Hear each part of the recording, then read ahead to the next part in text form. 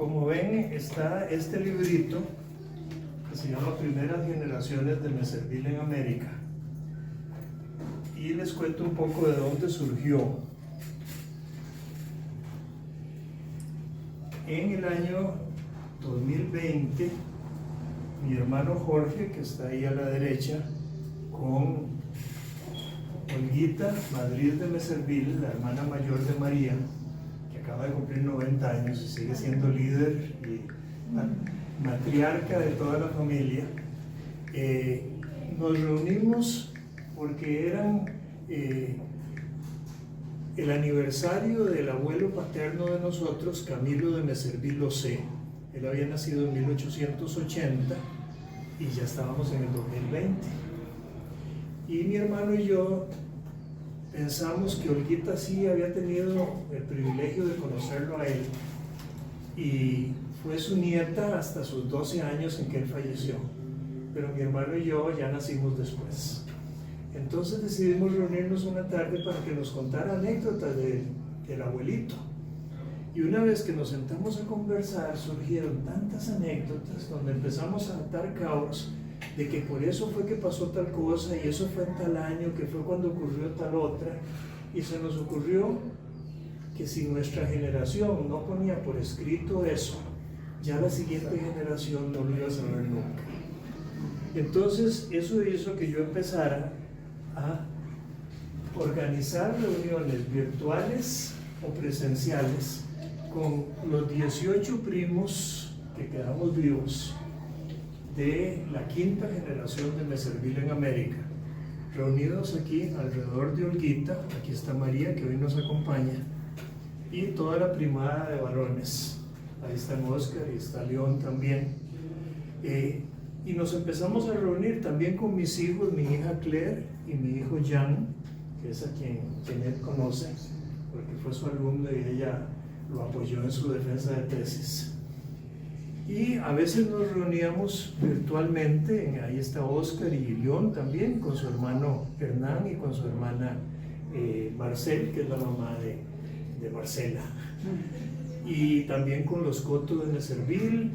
Y de ahí fue saliendo esto que les vamos a contar nosotros ahora, de las distintas anécdotas, dándoles brevemente una saga de 7 generaciones, con alguna anécdota importante en cada una de las generaciones, que sale de esta familia cuya primera generación emigra de Francia hacia América, por el lado paterno de Francia a Guatemala, por el lado materno de Francia al Canadá francés, luego a México y finalmente a Guatemala. Y ahí es donde sale esta segunda generación, que se fundamenta en el matrimonio de Emile de Meserville y Noemí Océ, los bisabuelos míos, de nuestra quinta generación.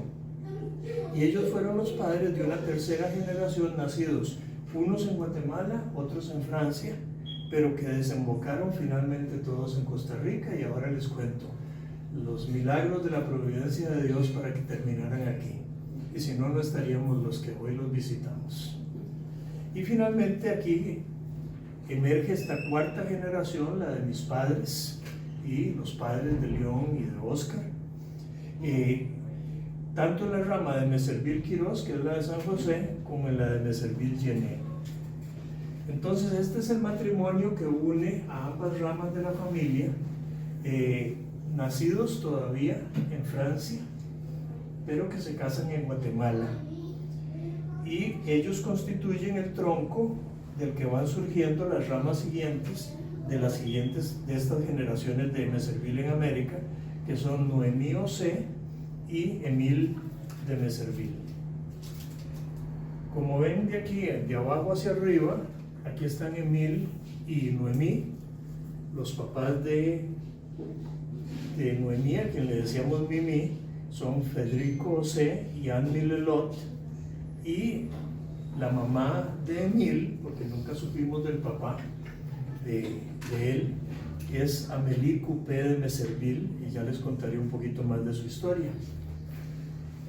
Este matrimonio es el que tiene 6 hijos, de los cuales vamos a hablar de 3 especialmente para ustedes. Bienvenido, Hernán. Pasen adelante. Siéntense ahí. Él es el primo Hernán con su esposa Andrea Bertó, también papás de hijas casi que francesas, ¿verdad? Porque son Nicolette y Dominique. Y de Meserville Bertó. Y de Meserville Bertó. Así que siguen representando.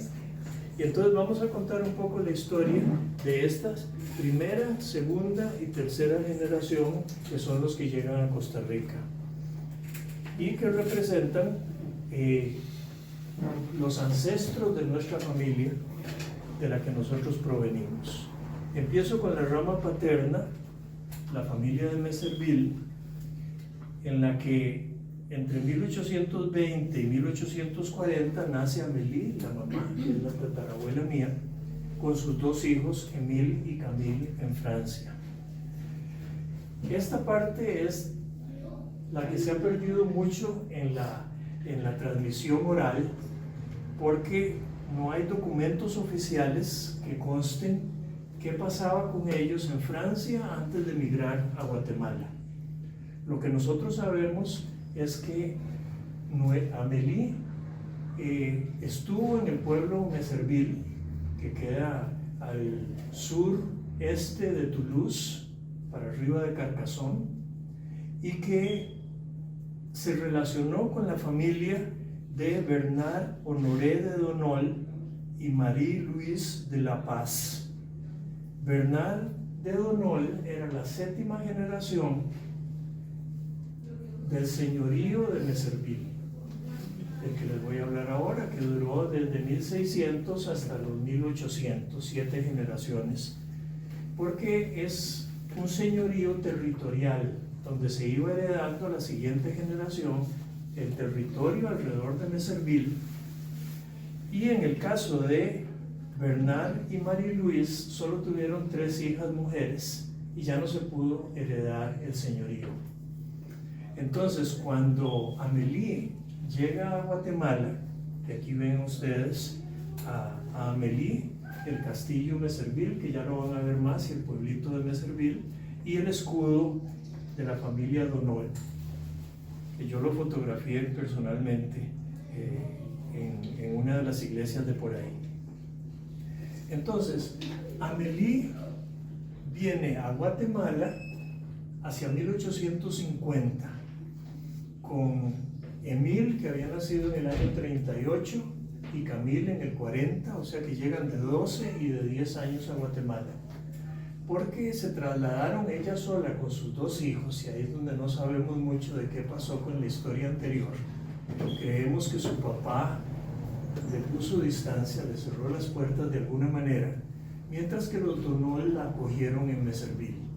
Pero al final ella terminó yéndose a París, y ahí conoció a don José María Samayoa, que era un joven en sus 20s, diplomático francés, con quien se unió, y él le ofreció protegerla junto a sus hijos si viajaban a Guatemala. Y decidieron, Émile y Camille, irse con su mamá a Guatemala, y ahí es donde, todavía les devuelvo un poquito aquí, llegan cuando tenían 12 y 10 años, y se les inscribe, al igual que a Amélie, como Émile y Camille Coupé de Meserville. Curiosamente, este Coupé no es el Coupé con T al final, que es el apellido conocido en Francia. Había un portero francés que era Coupé, sino que es como el participio del verbo cortar. Cortó con de Meserville y se trasladó a Guatemala.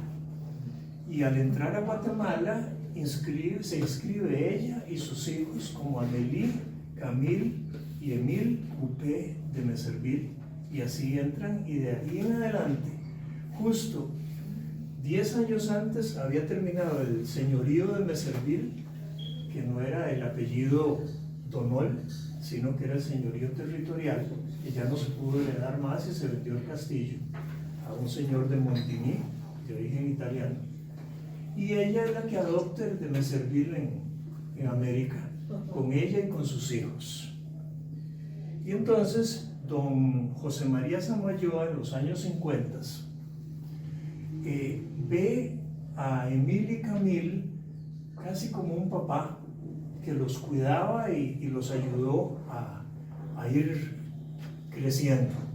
Al punto de que en Guatemala ellos empezaron a llamar Emilio Samayoa y Camilo Samayoa.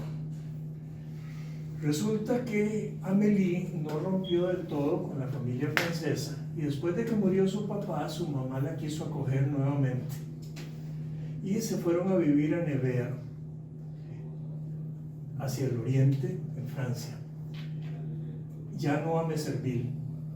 Y entonces, cuando vuelven a pasar varios años en Francia, ellos retoman el apellido de Emile y Camille de Meserville y ya ni siquiera siguen con el coupé, o por lo menos no oficialmente.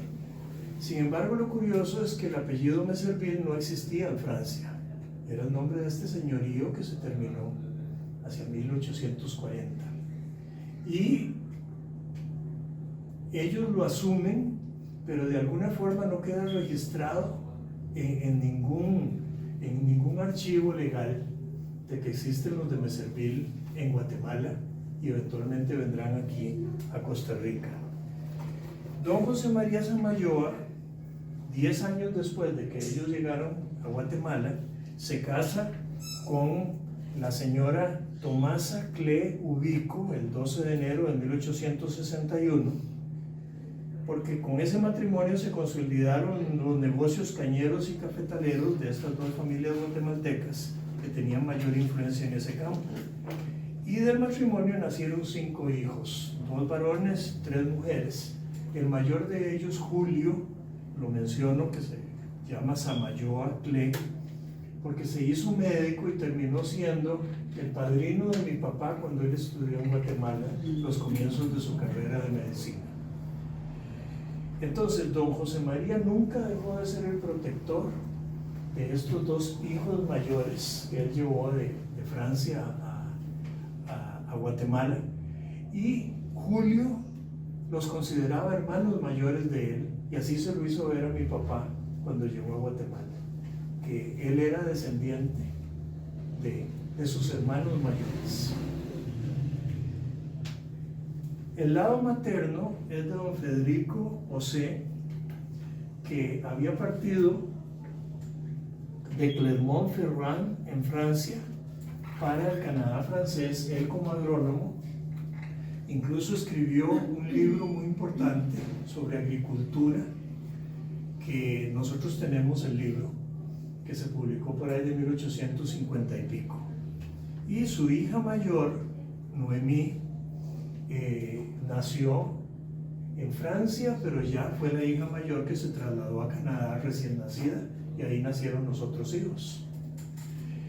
En 1864 es cuando llega a la capital mexicana Maximiliano de Habsburgo para asumir el gobierno imperial de México. Y como necesitaba ayuda en el campo de la agricultura, supo de Federico José y los mandó a traer para que lo ayudaran, supongo que en el Ministerio de Agricultura, siendo como el ministro o encargado. Curiosamente, Maximiliano y Carlota, su esposa, residían en el palacio, en el castillo de Chapultepec, y nosotros suponemos que las señoras de los encargados de agricultura y de economía y etcétera de Maximiliano se reunirían con doña Carlota ahí en el castillo para tomar café ciertas tardes. Y de ahí sale una historia que se las cuento, pero que es enormemente fantasiosa. Resulta que Noemí, la bisabuela mía, que luego se casará con Emil en Guatemala, llegó de 11 años a México y pasó de los 11 a los 14 años durante el imperio de Maximiliano, que terminará con su fusilamiento, y ya les voy a decir. Cuando María Elena y yo fuimos a México a dar unos cursos que damos a veces con mis 3 hijos, mi hija Claire Mis hijos todos llevan un nombre francés, Marcel, Claire y Jean. Claire tenía 15 años y nos llevaron con ella porque los varones quisieron jugar fútbol con los seminaristas del curso que nosotros estábamos dando a los padres. Fuimos a Chapultepec y desde que íbamos entrando al castillo nos dice, yo siento que yo estaba aquí antes. Y decimos nosotros, sí, eso pasa a veces, que uno siente como que ya estuvo, ¿verdad? Pues la cuestión es que antes de entrar al castillo nos dice, a mí lo que me gustaría ver es que subiendo a la segunda planta hay unos jardines muy bonitos. Entonces, bueno, ya le dijimos, entonces guíenos usted, ya que usted es la que conoce aquí, ¿verdad? Entonces, cuando ya fuimos subiendo a la segunda planta, estaban estos jardines que están al lado de esta famosa torre.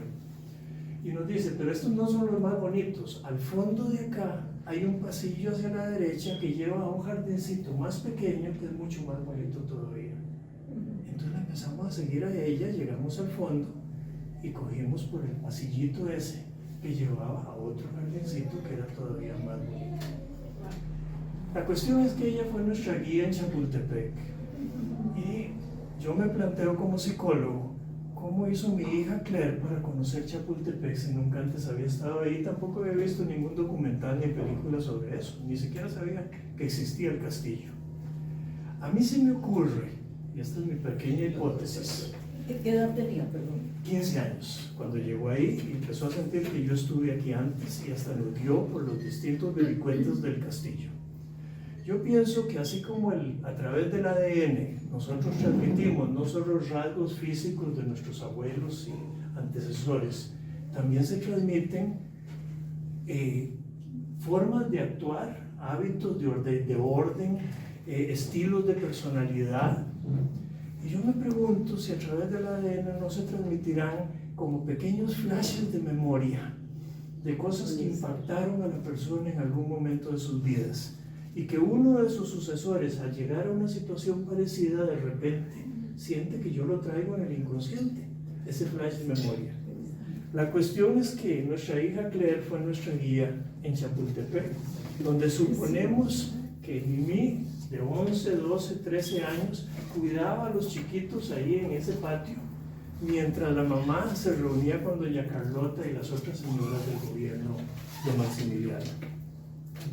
Llega el año 1867 en que a Maximiliano lo fusilan en Querétaro cuando iba huyendo ya del centro de México, y don Federico con su esposa y sus hijos, Noemí era la mayor de 6 o 7, Olguita, la hermana mayor de María, ha pertenecido en los últimos 20 años por lo menos a la Academia Costarricense de Ciencias Genealógicas y ha desarrollado las genealogías de varias de las familias, incluyendo la de los Osé. Y ahí tiene qué pasó con cada uno de los hijos e hijas de don Federico y doña Annie Lelot. Lo que sí nos contaban era que ellos huyeron hacia Oaxaca a caballo, que a Noemí, que era la hija mayor, después venían 3 hombres, la vistieron de hombre para que no la fueran a agarrar en los retenes la soldadesca. Y ella venía montada a caballo, vestida de hombre y hasta con un sombrero, y así lograron llegar a Oaxaca. En Oaxaca consiguieron una pequeña propiedad donde empezaron a cultivar. Se quedaron como 2 años en Oaxaca. Escondidos no lo fueran también, por ser de origen francés, a atrapar y hacerles daño. Hasta que por fin consiguieron reservar en un buque que iba a llegar a Puerto Barrios, en el Atlántico de Guatemala, con rumbo a Brasil, donde don Federico, que era agrónomo, dijo: en Brasil a mí me conviene ir a establecerme, porque ahí puede haber muchos programas que ayuden con la agricultura. Y se fueron de Oaxaca comenzando los 1870s para tomar ese buque en Puerto Barrios. Llegaron a Puerto Barrios, esperaron, no llegó el día que se suponía, y después llegó el aviso de que el buque había naufragado y no les quedó más remedio que quedarse en Guatemala. Ellos, si hubieran ido hasta Brasil, todos los que estamos aquí no hubiéramos nacido, pero resulta que se quedaron en Guatemala y ya llegó a Ciudad de Guatemala Noemí, que ya era una muchacha en sus 20s, y Olguita, cuando ha ido a Guatemala, ha estado incluso en la tumba de don Frederic y de doña Anne Lelot, para que ustedes la vean ahí. Pero entonces se casan Emil y Noemí en 1874 en Ciudad de Guatemala. Sus dos hijos mayores, que también se llamaba Emil, pero ya les decían Emilio y Leonor, nacieron en Ciudad de Guatemala y luego se trasladaron a Antigua Guatemala. Y ahí tienen una imagen de Antigua Guatemala, porque don José María Samayoa contrata a su hijo Emilio, que era como un hijo para él, para que le cuidara las fincas alrededor del volcán de agua por ahí. Entonces ellos se trasladan a Antigua y ahí es donde en 1880 nace mi abuelo Camilo, el abuelo de María y mío. Y lo curioso de esto es que Olguita consiguió, nuestra prima mayor, el acta de nacimiento de mi abuelo, donde dice que en la ciudad de Antigua Guatemala, en el libro tal, folio tal, etc., el día 22 de febrero de 1880, nació en esta ciudad Ricardo Antonio Camilo Meselville Oscalle, Meselville Osé, así se lo dijeron al que escribió, pero ya él lo escribió Oscalle, quien es hijo legítimo de los señores Upé de Meselville, todavía usaban el cortocon de Meselville, que fue con lo que él entró a Guatemala, y Noemí Osca Oscalle. Seguro le dijeron dos veces Osé, se escribe Osalle, Osca Oscalle, y ahí lo terminaron de registrar. Ahí nació también Esther, que es la niña que encuentran ustedes ahí con muñecas, al lado de su hermanito Jules. Esther nació en Antigua Guatemala y ya vamos a hablar de ella porque es benemérita de la patria aquí en Costa Rica. Pero entonces ellos dos nacen en Antigua y ellos se van a partir del año 1884 para Nevers en Francia, y ahí pasan 6 o 7 años para que se eduquen en educación francesa todos los hijos de Emile con doña Noemí, que le decíamos Mimi. En Guatemala, perdón, en Nevers, ahí está Emilio el mayor, que se tomó esa foto por ahí del año 87. En el 85 nació Jules, que es el que ven al lado de Esther, y en el 88 nació León, que va a ser el abuelo de León y de Oscar. Aquí ocurre algo muy extraño, y es que nuestro bisabuelo Emil tenía que viajar de Francia a Guatemala periódicamente para cuidar de las fincas de don José María Samayoa, porque él seguía siendo el responsable de ellas.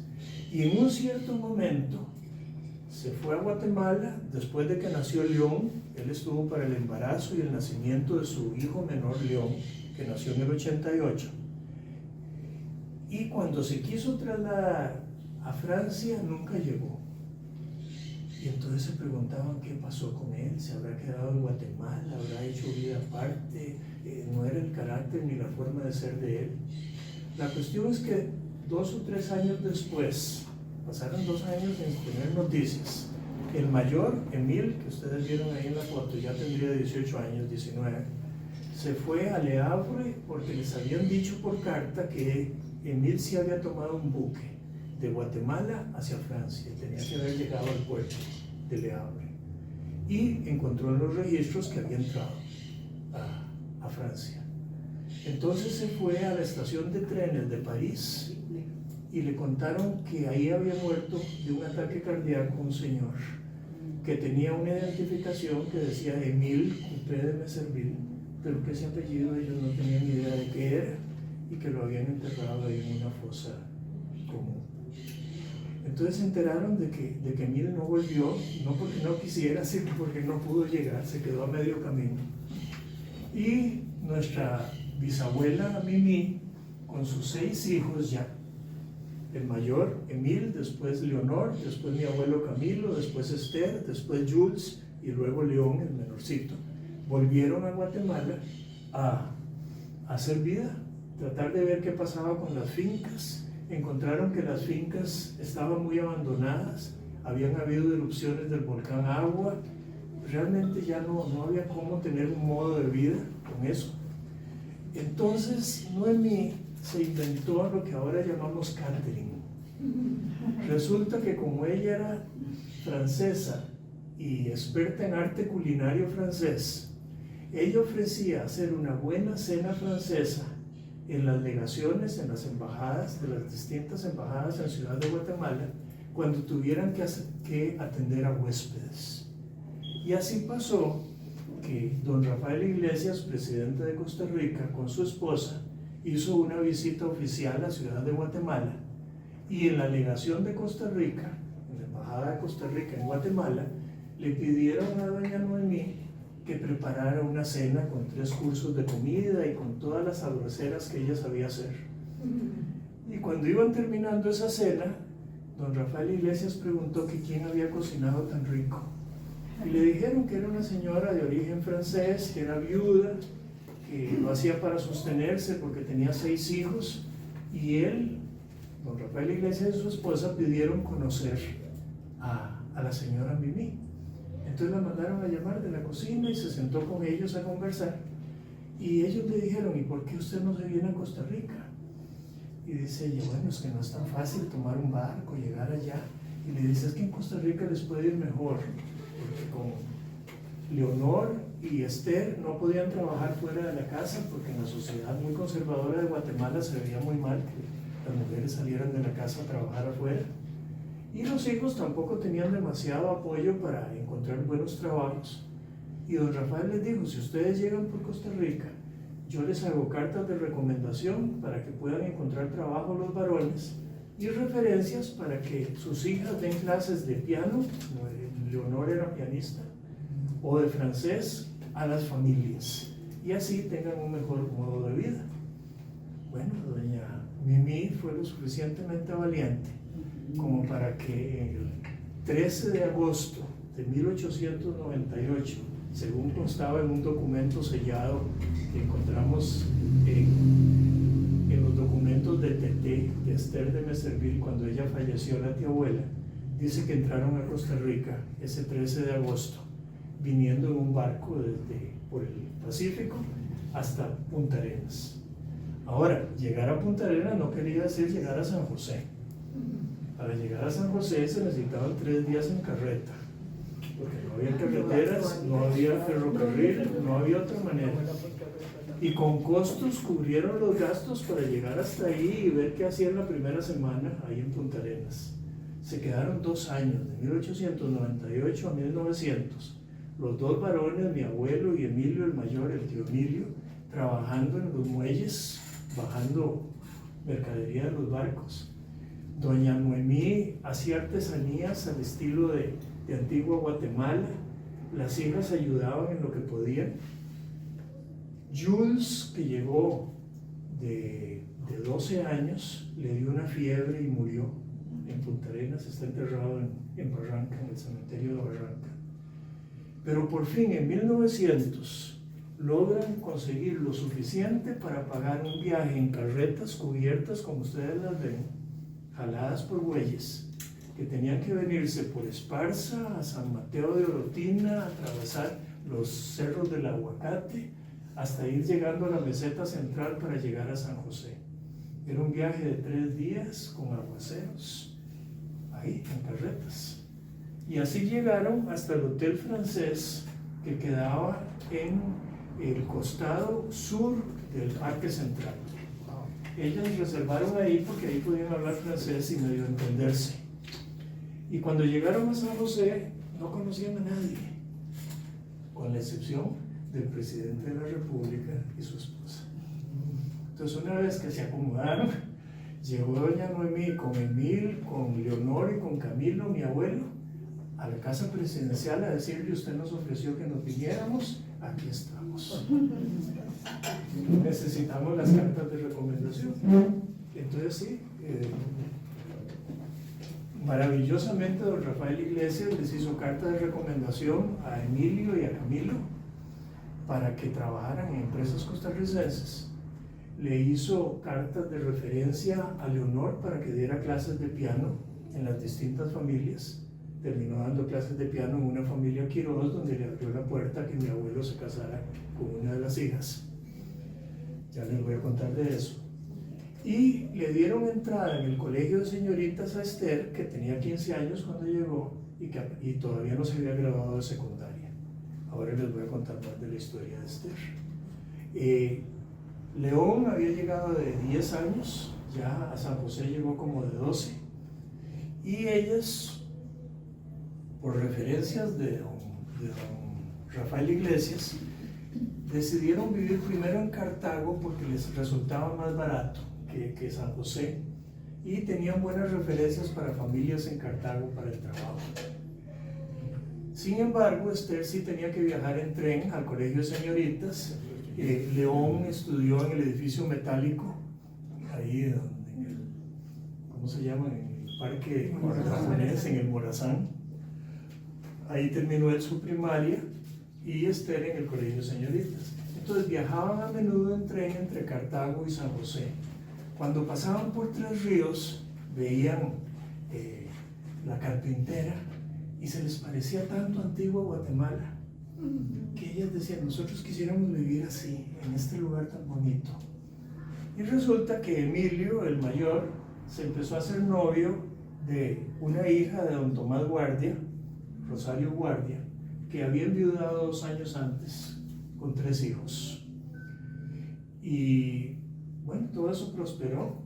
Al final Emilio se casó con Rosario Guardia, cuidó de sus hijos como un papá, y al final no tuvieron hijos, ellos 2. Pero entonces, don Tomás Guardia había muerto desde los años 80.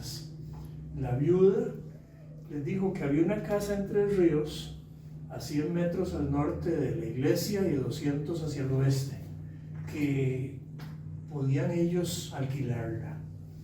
Y ahí fue donde se establecieron. Se establecieron en Tres Ríos doña Noemí con todos sus hijos, y ahí vivieron 25 años en esa casa. Entonces, como ven ustedes, de esos abuelos nuestros, mi abuelo, el tío abuelo León y la tía abuela Esther, se van estableciendo entre San José y Tres Ríos. Y en el caso de Esther, la consideramos como si fuera una de las ancestros de la familia, aunque nunca tuvo hijos por cuidar de su mamá. Esther la ven ustedes cuando estaba terminando la secundaria, luego fue maestra, fue inspectora escolar, fue directora de la escuela Madrigal, ¿cómo se llama? Italia Madrigal, y finalmente fue directora del colegio de señoritas entre 1922 y 1926. Si ustedes leen el libro de Ramírez, ¿cómo se llama, María, que es amigo de ustedes? Sergio Ramírez Mercado, La fugitiva. En ese libro que él habla de 3 mujeres costarricenses que fueron fugitivas, incluye a Yolanda Oriamuno. Yolanda fue estudiante del colegio de señoritas en la época de la dirección de Esther de Meserville, y ella les imprimió todo un espíritu de valer de la mujer en Costa Rica y de el cambio social que debería realizarse. Entonces Sergio Ramírez le dedica 3 páginas a Esther de Meserville en La fugitiva, y después la menciona en varios otros momentos como la que dejó huella en sus alumnas. Esther fue la primera que presentó un proyecto para el voto de la mujer a fines de 1919, 1920, fue rechazado, y hasta 30 años después al final se aceptó. Ella fue fundadora de la Liga Feminista junto con otras 2 mujeres que ahora son beneméritas de la patria, Y como ustedes ven, el impacto que ella dio en varias generaciones, ahí la ven en la lotería cuando lo honraron con eso, y cuando ya era una señora mayor, a quien nosotros de chiquitos le decíamos Tete, porque la queríamos a doña Esther. Ella cuidó de su mamá, doña Mimí, hasta que ella fallece. Ahí vivían, en esa foto, detrás de la Soledad, cerca del hermano Emilio, del hermano de Esther, y cerca del hermano Camilo, que eran los que vivían acá. León estaba ya siempre en Tres Ríos. Esther no se casó por cuidar de su mamá y también por dedicarse al servicio de la patria. Cuando muere doña Mimí, ella todavía se dedica a hacer más cosas. Doña Noemí fue una señora valiente que vivió por épocas en Francia, en Canadá, en México, en Guatemala y en Costa Rica. Hizo vida en 5 países diferentes. Y Esther, aquí vemos algunas de las cosas, de directora del Colegio de Señoritas, organizaba actos culturales, y en el puro centro, vestida de blanco, está Leonor, su hermana, que dio un recital de piano, cuando Esther, que es la otra de blanco, que está hacia la izquierda, era directora. Luego la vemos desfilando con las damas blancas de la Cruz Roja. Ella fundó las damas voluntarias, las damas blancas y las damas grises, que eran ya las de adultas mayores. Durante 45 años dirigió a las voluntarias de los hospitales, y luego fundó una asociación, Esther de Meserville, que ayudaba a los niños de Fray Casiano de Madrid en Punta Arenas, y les conseguía padrino para que los ayudaran a pagarse sus gastos. Y en los meses de diciembre se llevaba a todos los padrinos y madrinas en tren desde la mañanita a que pasaran ahí con sus ahijados todo el día para que los conocieran y se encariñaran con ellos, y se los volvía a traer en el tren de la tarde. Todavía existe la asociación Esther de Meserville, y yo creo que no sé si es con Hernán, que le están pidiendo que siga trabajando en ese tipo de voluntariado. En sus últimos años recibió muchos homenajes, como ese homenaje ahí en el Colegio de Señoritas. Y finalmente, hace 2 años la hicieron benemérita de la patria, y es nuestro orgullo. Yo me crié sin saber que era una señora famosa, para mí era solo Tete, y ella quería tanto a la familia que cada noche cenaba con alguno de sus sobrinos en las distintas casas, y a los sobrinonietos nos llevaba un librito de cuentos que nos leía antes de dormir. Yo me acuerdo, teniendo 5 o 6 años, oírla leer el cuento. Nos lo dejaba, los compraba en la Lehman, y eran de 8 páginas ilustrados, y cada jueves llegaba un librito de cuentos diferente que ella nos leía, y ya cuando nos dormíamos cenaba con nuestros padres y hacía visita. De hecho, una vez cuando yo tenía 2 años, yo usaba chupeta, porque me gustaba mucho la chupeta, y como tenía miedo de quedarme sin chupeta, yo siempre quería 2. Por si acaso una se perdía, yo sabía que había una segunda, por si acaso. Y esa noche de jueves, Tete se sintió un poco mareada, entonces le dijeron que se recostara un ratito en el divancito que había al lado de mi cuna. Y donde yo vi a Tete malita, yo me paré en la cuna y le dije: Tete, ¿quiere chupeta? Y le ofrecí una de las 2 chupetas que yo tenía para que se sintiera un poquito mejor. Entonces aquí vemos a Camilo, mi abuelo, con Felicia, que les voy a hablar de ella, a Esther, que no fue quien nos transmitió el ADN biológico, pero sí el ADN espiritual e intelectual, y León con Lolita Yené, que son las 3 ramas de las que les voy a ir cerrando ya esta historia. De los hijos de Camilo y Felicia, aquí hay 6 hermanos. Nació después Felicita, la menor, que la van a ver en un par de fotos después. Este es Jorge, mi papá, y esta es Hortensia. La última, la machita. La machita, exactamente, y por eso Olguita era la machita de chiquita. Mi papá también. Y esta es Olguita, la mamá de María.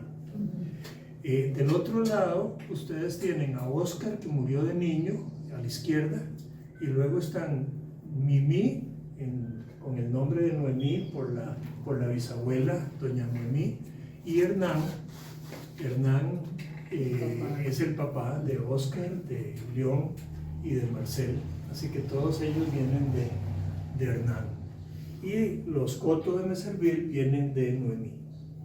Y aquí ya, en el año 1998, un 13 de agosto, el día que se cumplían los 100 años de la llegada a Punta Arenas, nos reunimos la quinta, sexta y séptima generación y ya les cuento un poco de eso.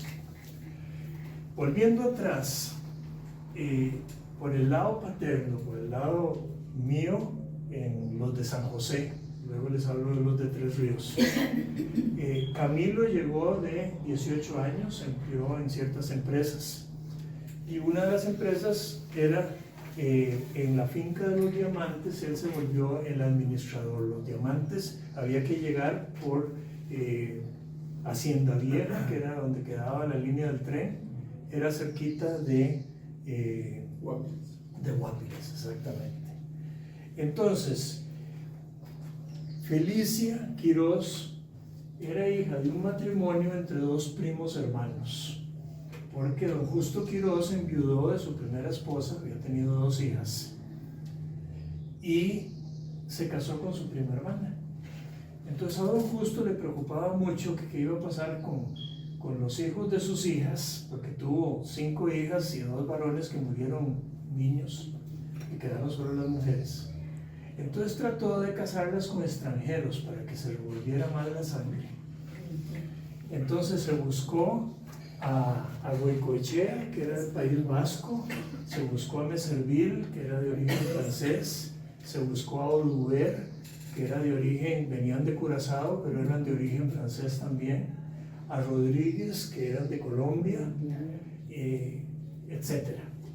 Y de esa manera es que entonces tenemos ahí a Felicia, que cuando se inauguró el Teatro Nacional en 1997, otra vez con don Rafael Iglesias, él era el presidente que le tocó inaugurar, y el día de la inauguración del Teatro Nacional coincidió con un baile que incluyó baile de debutantes, y mi abuela, mamita, como le decíamos María y todos nosotros, estaba de 15 años y ella debutó esa noche.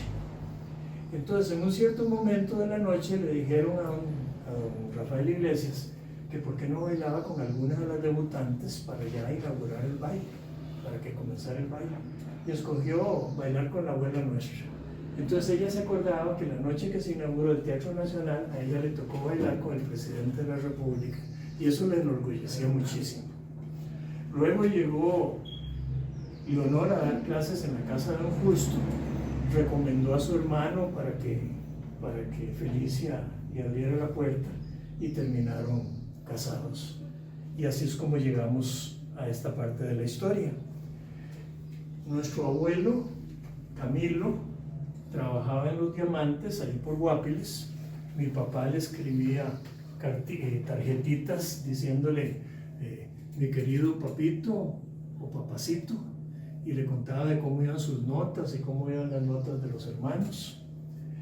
Y cuando eran las vacaciones, pasaban de diciembre a febrero en los Diamantes, en la finca.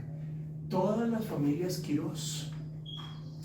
Entonces eran Oduber Quirós, Rodríguez Quirós, Goicoechea Quirós, de Meservil Quirós, etc. Entonces toda la primada se criaron juntos. Curiosamente, en aquella foto de ahí ven ustedes a Paquito Oduber atrás, que murió de 15 años, Dorita Oduber, y en el centro abajo a Daniel Oduber cuando era un chiquillo, con mi tía menor, Felicia, que fue la que nació después y no salió en la foto anterior.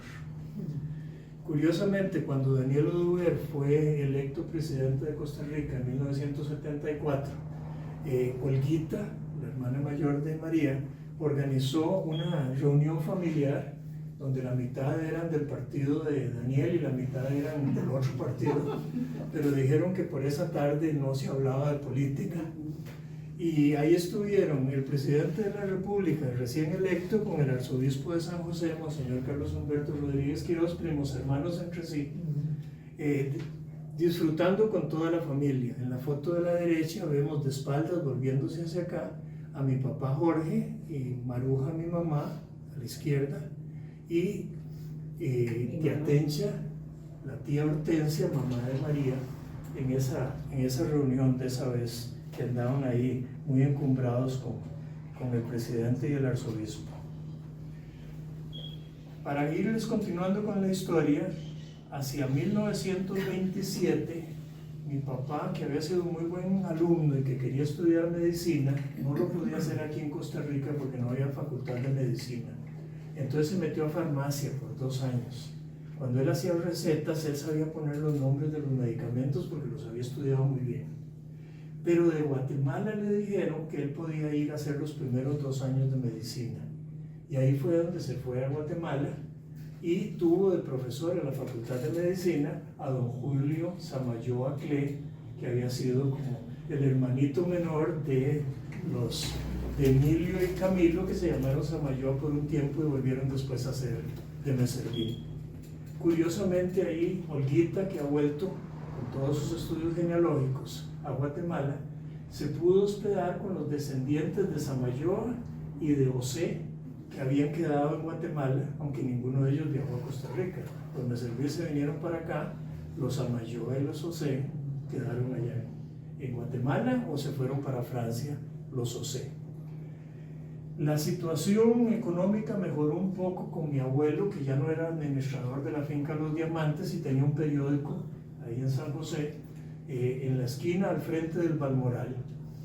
Y ahí estuvo trabajando un tiempo dirigiendo ese periódico y la cosa prosperó. Entonces se le abrieron las puertas a mi papá para estudiar el resto de la carrera de medicina de 1929 a 1934 en la Universidad Libre de Bruselas. Sin volver a Costa Rica, tomó un barco en Puerto Barrios y llegó hasta Bélgica. Antes de eso, en Costa Rica le arreglaron de que asumiera la nacionalidad costarricense, porque su hermano mayor Julio, Jorge, mi papá, y Enrique, cuando nacieron, eran de nacionalidad francesa. Pero a mi papá no le servía estar en Bélgica siendo francés porque lo llamaban a servicio militar, cosa que Julio y Enrique sí fueron a hacer servicio militar a Francia. Entonces él primero se nacionalizó costarricense, después se fue para Bélgica y ahí estudió su carrera.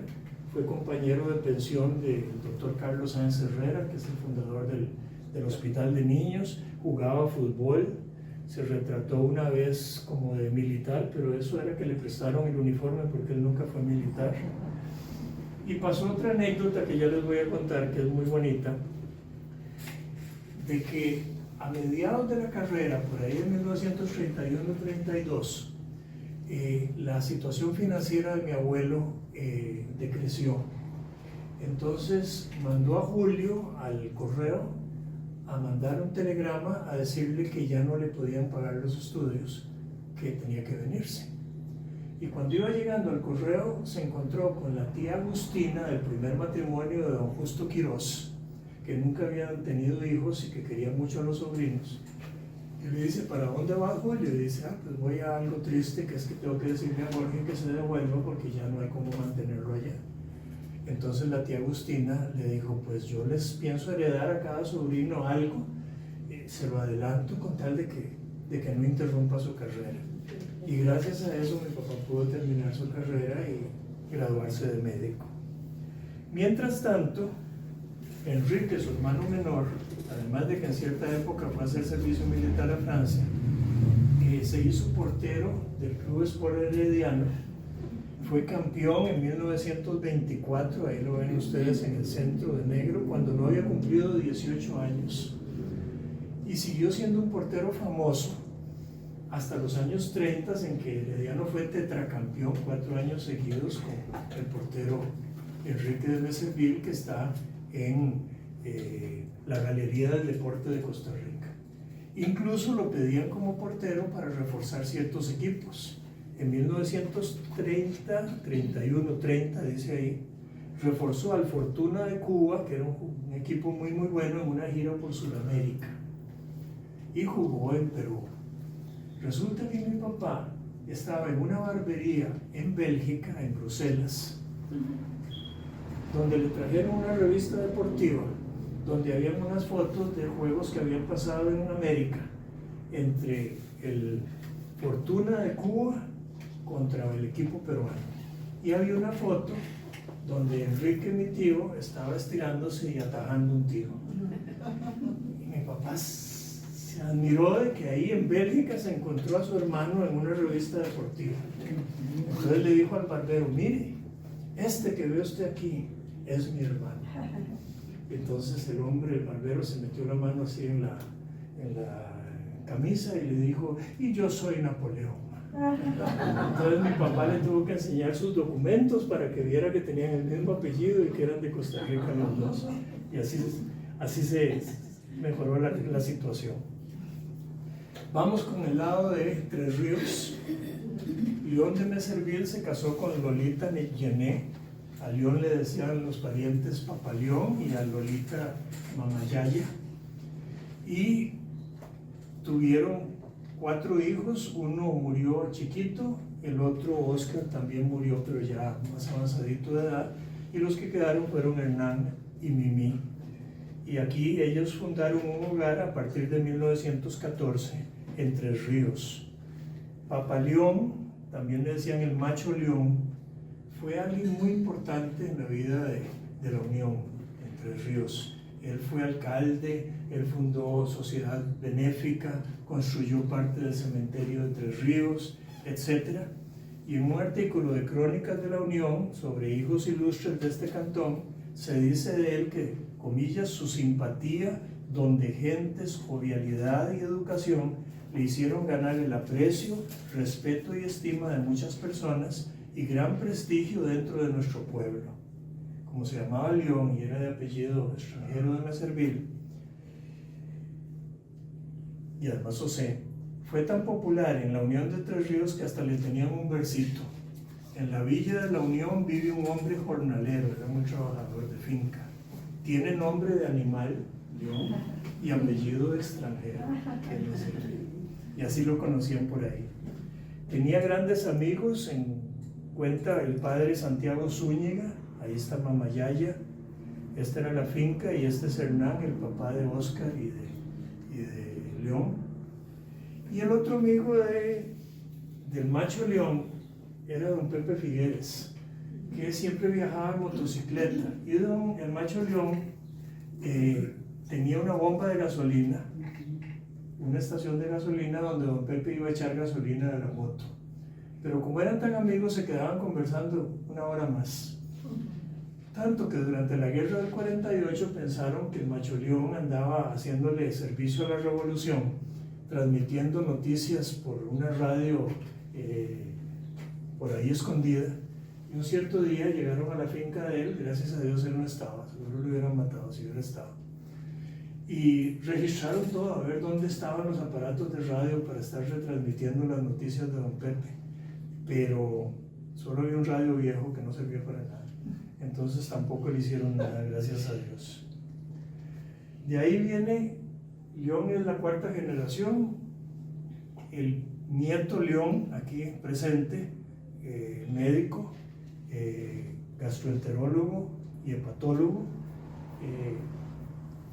nos honró en su amistad con el doctor Esquivel, que trabaja en Estados Unidos, en California, como los líderes del equipo que hizo la primera operación de trasplante de hígado en Costa Rica y era la 3ª en toda Latinoamérica en los años 90. Fue algo para lo que se prepararon durante meses. De hecho, León y el doctor Esquivel habían sido compañeros desde la carrera de medicina. Yo llevé un curso con ellos y me sentaba con ellos cuando estábamos llevando solo las generales en una materia con el don Gil Chaverri, se acordará León. Fundamentos de matemáticas. Fundamentos de matemáticas. Y él venía a León con 2 compañeros de medicina. Después resultó que uno era Esquivel. Yo también conocí al otro famoso. Y resulta que En cierto momento el doctor Esquivel estaba haciendo ya parte de un equipo que hacían trasplantes de hígado en Pittsburgh. María también vivió en Pittsburgh y ahí los conoció. Y en algún momento León llegó a pasar un mes allá haciendo práctica en ese hospital junto con su colega y amigo, el doctor Esquivel, y participó León de un trasplante de hígado allá en Pittsburgh. Y nos contaban ellos que cuando ya iba terminando esa operación, bueno, la de Costa Rica duró 36 horas, esa primera, y fue enorme, pero gracias a Dios sobrevivió la paciente, y León nos decía que un 80% de los pacientes fueron sobreviviendo después de esos primeros trasplantes de hígado.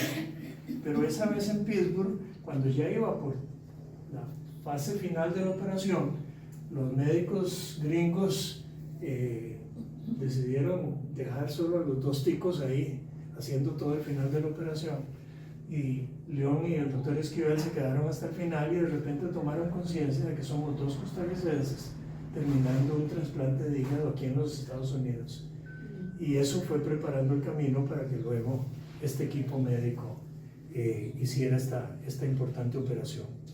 Pero como vamos de generación en generación, yo sigo con Cristín, que aquí nos acompaña, porque Cristín nos ha representado en un par de cosas que nosotros agradecemos. Aquí está ella con Francisco, su esposo, y con Carolina, su niña de 14 años. No pudo venir Fernando, de 17, aunque ya les voy a decir algo de Fernando. Aquí están cuando Fernando y Carolina eran chiquitos. La cuestión es que Cristín en el año 2000 ganó el título de Miss Costa Rica Mundo. Curiosamente, yo había dado 2 años antes un curso en Teletica Canal 7 a todo el personal de Teletica.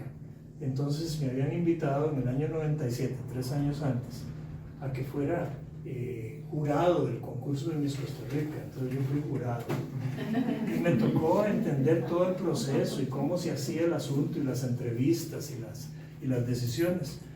Entonces le mandamos a decir a Cristín que si quería venir con María Elena y conmigo, ahí estamos hace 25 años, María Elena y yo con Cristín, a darle ciertas orientaciones para que viera lo que le esperaba cuando vinieran las entrevistas y todo. Al final no solo quedó de Miss Costa Rica Mundo, sino que nos representó en Londres ante los periodistas, era de las candidatas más cotizadas. Y aunque no quedó en Miss Universo Mundo, como se llame, sí le tocó después en Colombia ser la reina del café en una feria taurina de Manizales, se llama, en que como era feria del café le convino mucho que Francisco y ella eran novios en esa época, y Francisco sabía de café, así que la instruyó muy bien para que pudiera quedar de reina en Colombia. Lo curioso de Cristín es que para mantenerse en buena condición practicaba ciclismo, y eso le entusiasmó tanto, porque como nos acaba de decir a María Elena y a mí, ella es competitiva. Entonces empezó a correr ciclismo de larga distancia y fue de las precursoras del ciclismo femenino aquí en Costa Rica. Participó en muchas competencias de la FECOCI, de la Federación Costarricense de Ciclismo, y también en las famosas rutas de, ¿cómo se llama? De conquistadores. La ruta de los conquistadores. La ruta de los conquistadores es la única carrera en el mundo de ciclismo que sale del Pacífico y termina en el Atlántico. Además fue la primera de este tipo de ciclismo de montaña que después se popularizó y ahora se corre en todo lado. Y que mi hijo fue de los fundadores de esa carrera. Mire usted. Junto con el señor Urbina. ¿Ves qué lindo, María? Esa parte yo no la sabía. La cuestión es que Cristín ha corrido 5 veces la ruta de los conquistadores, pero el punto es que la primera vez que la corrió, después de terminar la ruta de los conquistadores, se dio cuenta de que la había corrido embarazada de Fernando, que ahora tiene 17 años. Así que Fernando también corrió la ruta de los conquistadores en la misma bicicleta de Cristín. Vamos a terminar ya con esto. Como les decía, como nuestra tía abuela Tete nos dejó en un documento que ella había entrado por Punta Arenas un 13 de agosto de 1898, cuando 6 meses antes de que llegara el 13 de agosto del año 98, que era el centenario, León y yo empezamos a ver cómo hacíamos para reunir a toda la familia y celebrar ese día juntos. y esperarlo juntos, sabiendo que 100 años atrás nuestros abuelos habían llegado acá. Tanto que se hizo una representación donde Patricia Coto de Meservil representó a doña Mimí y los demás primos y primas, hermanos y hermanas de aquí, las primas Hernández de Meservil y de Meservil Ferreto, y el sobrino mío, hijo de mi hermana Denise, representó a León de 10 años, mientras que mi abuelo es Camilo, que llegó de 18, don Emilio, que llegó el tío Emilio, de 22, Leonor, Esther y Jules, que fue el que murió allá en Punta Arenas. Pero entonces hicimos una representación ese día, además del almuerzo, todos juntos, llegamos como 120 miembros de la familia, quinta, sexta y séptima generación, en el año 98, 13 de agosto, en la que León fungió como el funcionario que les estaba dando entrada en Punta Arenas. Y cada uno de ellos tenía que, haciendo fila, pasar y decirle su nombre, qué edad tenía, de dónde venía, de Guatemala y quién era. Y entonces, cuando fueron presentando a los que fueron nuestros abuelos, deteníamos la escena en ese momento y pedíamos que los descendientes de ese niño, que eran los dos niños que tuvieron descendencia de Meservil aquí, León y Camilo, se pusieran de pie para aplaudirlos.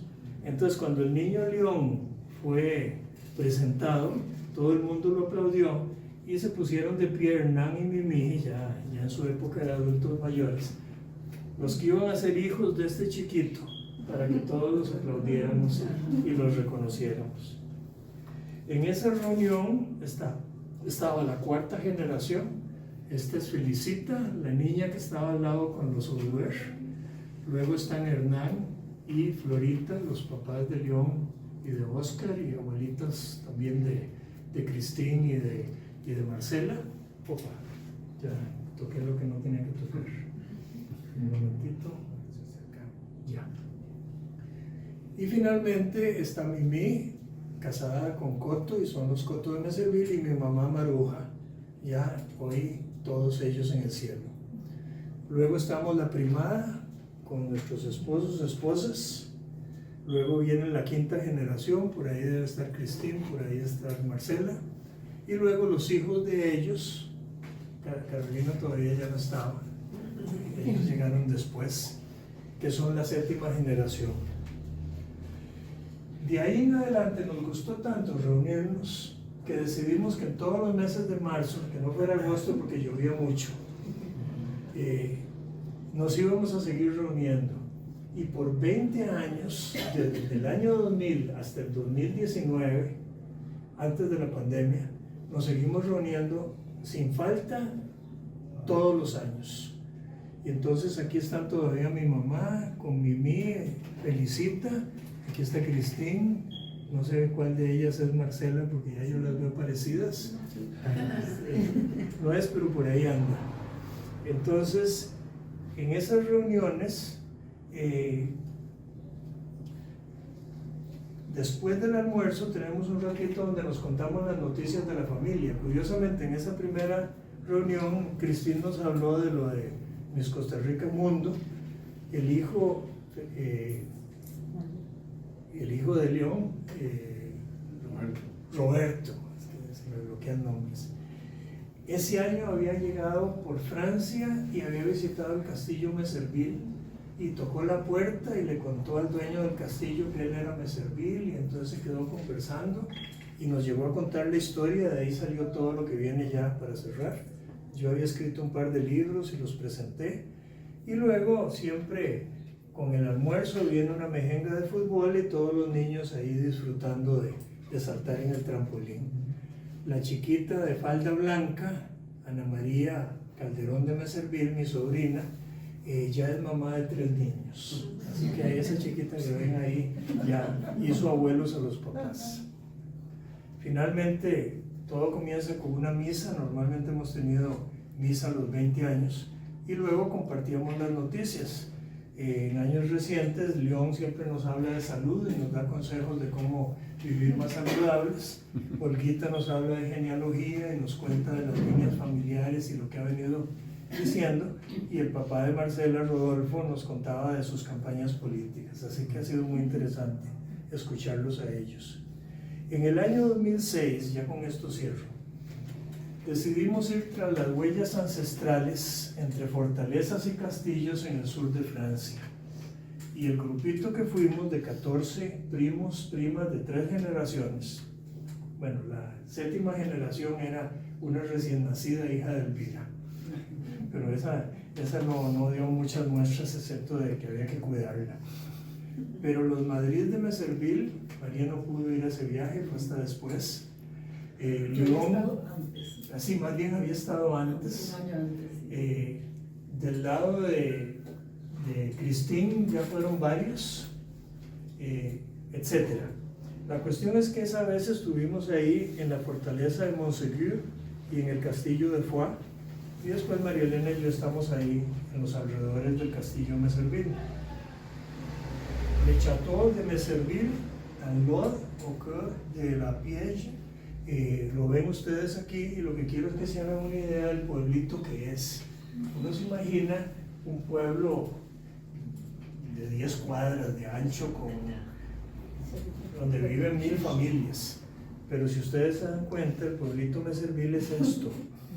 Son 25 familias más o menos, lo que aquí en Costa Rica llamamos un caserío, un grupito de casas que tiene ahí en el extremo superior el castillo, y junto al castillo está la iglesita con una mini placita, y al frente va a estar la alcaldía, y eso se lo señalo porque es lo que les voy a contar de cuando nosotros visitamos.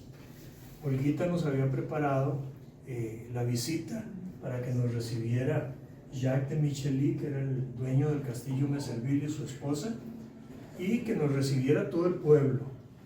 Para el pueblo era que llegaba una familia de América que se llamaba como ellos. Y para nosotros era llegar al pueblito que 7 generaciones atrás, ahí había vivido Amélie, y de ahí había salido con sus hijos para París, o no sabemos cómo fue la cosa, pero de ahí había comenzado todo. Entonces, si ustedes ven acá, la cadena de montes de los Pirineos está allá al fondo, y aquí tenemos nosotros el castillo desde el otro extremo. Entonces, gracias a Olguita, que había estado antes, como en 3 viajes anteriores, nos preparó toda esta visita, y llegamos los Madrid de Meserville y los de Meserville Seller, que son mis hermanos y yo, con las familias, con los esposos y esposas. Y de alguna forma dejamos huella. El hermano de María, Guillermo, que es arquitecto, había diseñado esta imagen del castillo, y entonces todos nosotros imprimimos unas camisetas que tenían el castillo Meserville, y todos llegamos los 14 vestidos de Meserville. Ahí están, en blanco. Sí. Ajá. Aquí sí, todos estamos de blanco, con las camisetas que tienen esta imagen del castillo. Este es Jack y su esposa, y este es el alcalde, y ahí estamos todos nosotros en el castillo. Comenzamos con una misa en la capilla de al lado. Aquí está Jack presentándonos, aquí estábamos en las primeras 2 filas sentados nosotros, y después toda la gente del pueblo que llegó a curiosear quiénes eran estos de Servil que venían de visita.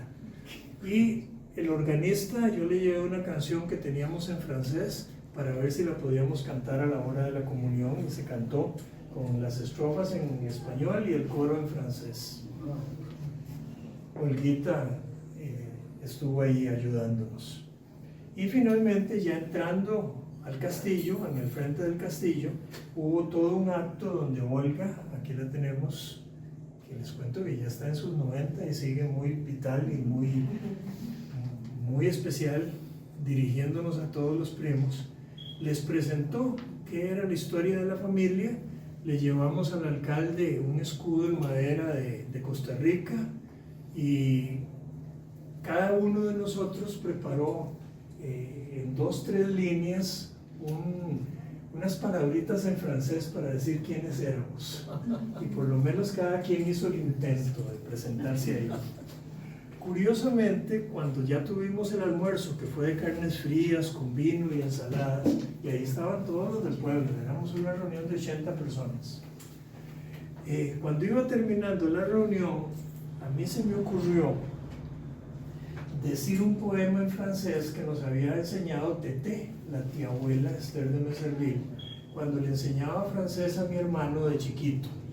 Mi hermano iba a las clases de francés y le enseñó este poemita.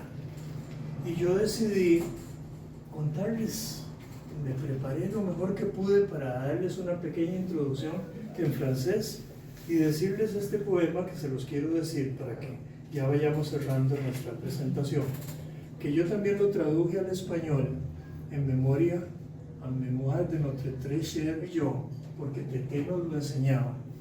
Y yo se los quiero decir, es de Théodore Botrel, lo escribió por ahí, él vivió entre 1868 y 1925, y se le llama un chansonnier francés. Y habla de este hombre que anda como desanimado de la vida, y entonces empieza a quejar en voz alta frente a los árboles de los bosques lejanos, y el eco del bosque le empieza a contestar a las quejas que él va haciendo. Entonces en mi versión dice: andando triste y solitario por el bosque del misterio, mi corazón en alta voz ha exclamado: la vida pasa triste y se va.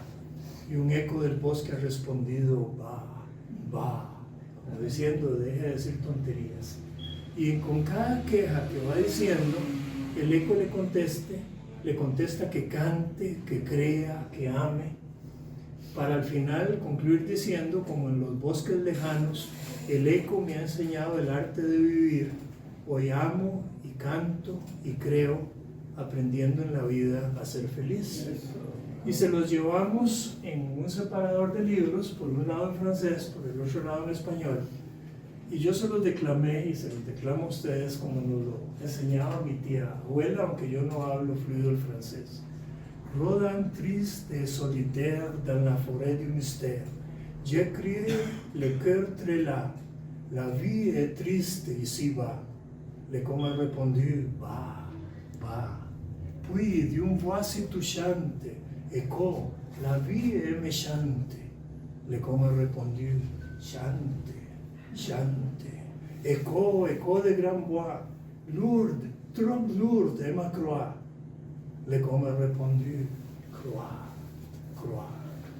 La haine en moi va germer, dois-je rire ou blasphémer? Et l'écho m'a dit: aimer, aimer. Comme l'écho de grande voix m'a conseillé de le faire, j'aime, je chante, je crois, et je suis heureux sur terre. Y esto termina con...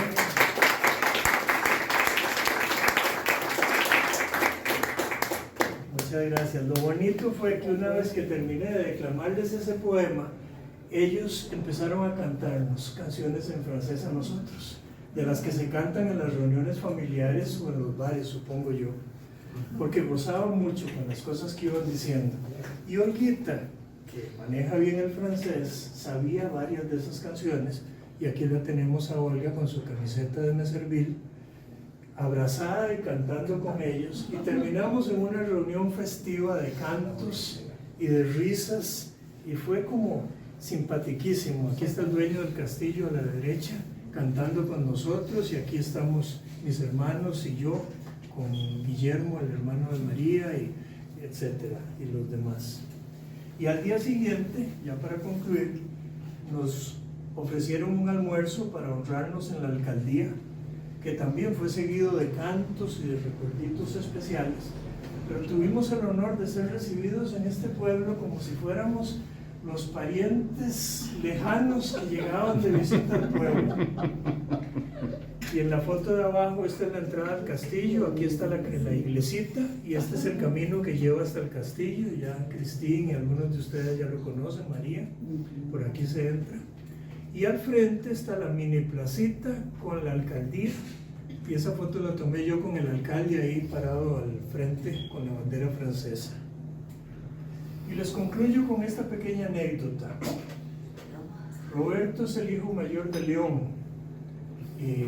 que se casó con Andrea Salazar, y tuvieron una primera hija a la que llamaron Amélie, tal y como fue Amélie Coupé de Meserville 7 generaciones atrás. Y esto se los leo ya para terminar. Es muy importante consignar como cierre de esto que ciertos eventos en la vida de Roberto de Meserville Arias, hijo mayor de León de Meserville Cantillo y bisnieto de León de Meserville Océ, Roberto fue el primero que en un viaje turístico a Francia a principios de los años 2000 entró en contacto directo con Jacques de Michely, el dueño del castillo Meserville en ese entonces, y se identificó ante él como miembro de la familia de Meserville en Centroamérica. Este hecho permitió que Olguita Madrid de Meserville visitara luego esa región buscando información genealógica y que preparara nuestra llegada por allá en junio del 2006. Años después, tras la boda de Roberto con Andrea Salazar, ambos tuvieron una primera niña, nacida el 23 de julio del 2018, a quien pusieron por nombre Amélie de Meserville. Y así completamos una visión panorámica que abarca ya 2 siglos, desde la época de 1820 en que nace Amélie Coupé de Meserville en Francia, hasta el presente nacimiento de esta niña 7 generaciones más tarde. Curiosamente, desde la pandemia no pudimos volvernos a reunir. Estamos pensando el último domingo de marzo volver a 30 de marzo volvernos a reunir en la Quinta de León y de su esposa Anita en Ciudad Colón. Pero en estos años, por un lado, celebramos los 50 años de la muerte de Teté y tuvimos una reunión virtual por Zoom, todos los parientes. Escribimos y hicimos un video de la vida de ella. Y luego ya nos mantuvimos en el chat comunicándonos. Hace 2 años Amélie estuvo enferma de muerte. Y desde 2 semanas atrás en el chat empezamos a contar. No sé si León quiere completarme la historia, pero realmente de una manera milagrosa y extraordinaria la niña sobrevivió, gracias a Dios. Y todavía la tenemos con nosotros. Y sanita. Y sanita. Sí. No le han quedado consecuencias. Entonces, como les digo, concluimos con 7 generaciones más tarde, que ya son la generación de Amélie, que son la 7ª generación, es la misma de Carolina. Tal vez lo interesante, Gastón, del nombre de Amélie es que no lo escogió Roberto, sino la esposa, que le gustaba el nombre. No fue porque Roberto decía, ponle Amélie por la historia de la familia, sino que la esposa le gustó el nombre Amélie. Y por eso la puso Amélie. No era por la historia de Meserville, sino porque a ella le gustaba. Pero la esposa sabía que habían Amélie, sabían habido. Que habían Amélie. Lo otro interesante es que así como el Coupé de Meserville no era el apellido original de ella en Francia, ella cortó con de Meserville y así entró a Guatemala. De alguna manera, desde que nació su hijo mayor Emile, mi hijo que le gusta mucho la mitología griega, dice que tanto el nombre Amélie como el nombre Emile vienen de la palabra miel. Y tienen que ver con personas como las abejas que producen la miel, que son muy hacendosas y que se disponen a luchar y a hacer lo que sea por cumplir su misión. Curiosamente venimos de una Amélie y de un Emile que son de la miel. Y Camille, al lado del pueblito Meserville, de ese caserío, está el pueblito de Santa Camila, que fue una mártir católica, y que es posible que por ese pueblito que lo pudimos visitar y esa capillita, cuando nació Camille, decidieran por el nombre Camille. Pero entonces, hasta ahí es lo que nosotros sabemos, pero como ven, esta historia no soy yo, la hemos recopilado entre 12 de los primos y primas con las que estuve comunicándome, y como dicen los detectives o los periodistas, cuando ya hay 2 que dicen lo mismo, yo lo doy por cierto. Ahí fue donde empecé a recabar toda esta historia, que por lo menos 2 de cada uno de los primos la habían escuchado por tradición oral, y yo terminé escribiéndola para que ustedes la escucharan. Y a papá le pusieron Hernán Camil. Hernán Camil. Hernán Camil. Sí, y a ratos eran Camil, a veces a ratos eran Don Camilo y Don Emilio, Emilio y Camilo. Ellos todos hablaban francés en su generación. Perdón. Mi papá, Julio y Enrique, que hicieron servicio militar en Francia, hablaban perfecto francés. Ya nuestra generación nos ha costado más.